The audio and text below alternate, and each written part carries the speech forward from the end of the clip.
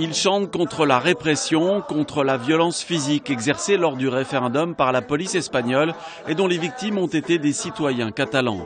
500 personnes attachées aux droits de l'homme et aux principes démocratiques se sont donc rassemblées devant le consulat d'Espagne, encore choquées par ce qu'elles ont vu à la télévision, sur les réseaux sociaux ou de leurs propres yeux. On a dû protéger des urnes et je pense que protéger des urnes en 2017 dans un pays européen, c'est absolument impensable. On se rend compte que le franquisme n'est pas mort en Espagne et qu'il continue à perdurer, il s'est habillé autrement, mais qu'il existe.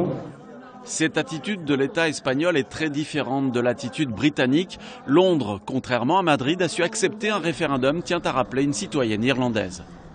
Certes, ils ont eu un peu peur du résultat, mais ça a été fait démocratiquement. Il n'y a eu aucun flic dans la rue à tabasser le peuple. 800 blessés ont été identifiés. En se comportant ainsi, Madrid, selon eux, a bafoué la liberté et les droits fondamentaux des citoyens. La seule violence des Catalans, c'est d'avoir un bout de papier pour mettre dans une urne et de vouloir s'exprimer démocratiquement. Ils demandent à présent à l'Europe d'intervenir car ils craignent que la situation ne dégénère.